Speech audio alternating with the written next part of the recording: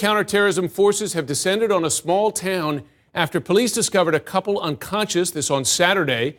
The location, interesting here, just 10 miles from where UK authorities believe Russia poisoned a former Russian spy and his daughter with a military-grade nerve agent in March. CNN's Aaron McLaughlin joining us now with news on this story of evidence of a connection. What can you tell us? That's right, Jim. Well, we were just hearing from the assistant commissioner for the counter-terrorism police for Scotland Yard, confirming that this couple that have been identified not by name, but as a couple in their 40s by authorities to have been exposed to the nerve agent Novichock earlier in the week. Now, that is significant because that is the same nerve agent that the Skripals, Sergei Skripal and his daughter Yulia were poisoned with some 4 months ago in Salisbury, which, as you mentioned, is about 9 or 10 miles away from this tiny English village. So authorities simply just confirming that based on detailed tests that they've been carrying out throughout the day. The question really at this point is, how did this couple, which has again not been named by authorities but identified in British media reports as 45-year-old Charlie Rowley and 44-year-old Dawn Sturgis, how did they come into contact with this deadly nerve agent?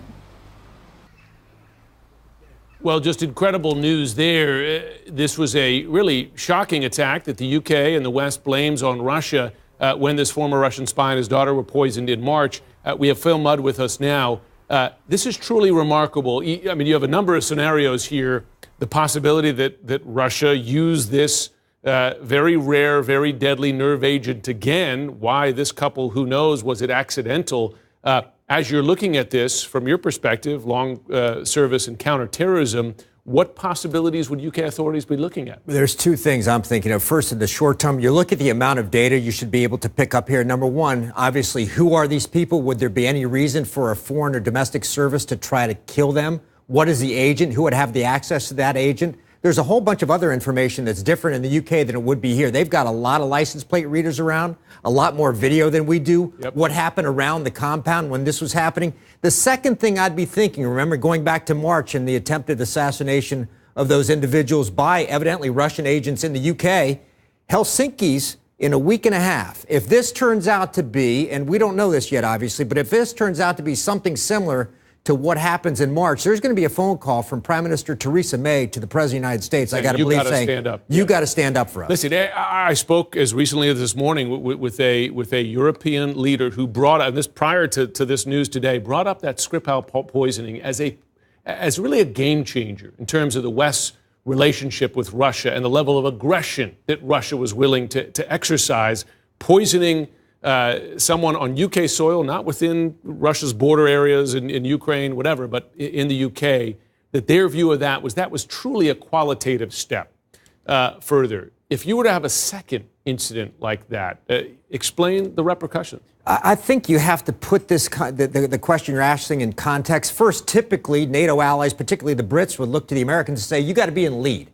You got to be in the lead not only because you are the leader of NATO, but because you have a conversation coming up, potentially one-on-one with Vladimir Putin. You got to carry the water. But the context here is going into conversations where the president has publicly shamed the Europeans about how much they contribute to NATO, has shamed the G7 states about things like trade. They've got to go into this saying, can we trust the president to walk into a conversation with our potentially key adversary in Europe and carry the water for us? And I suspect they're going to say, no, we can't. A week after this president raised doubts again about Russia's involvement and interference in the U.S. election, which every U.S. intelligence agency and a Republican-led Senate Intelligence Committee reiterated just yesterday that Russia was behind it.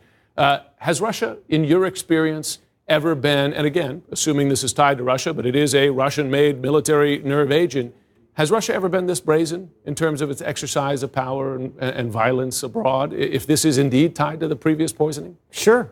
Litvinenko, murdered by a material, a nuclear-based material. Yep. Polonium. Polonium. This goes back, I'm going to try to remember here, roughly a decade. I know his widow. She was traumatized by this incident. He had a young son. That was done on UK soil. And remember, In the wake of that, in the past few years, you've had political opponents murdered in Moscow. So if you think Vladimir Putin either learned a lesson or that he's got a new life that he's leading, not going to happen. Boris Nemtsov murdered in the shadow of the Kremlin. Aaron McLaughlin, are you learning any more details before we go?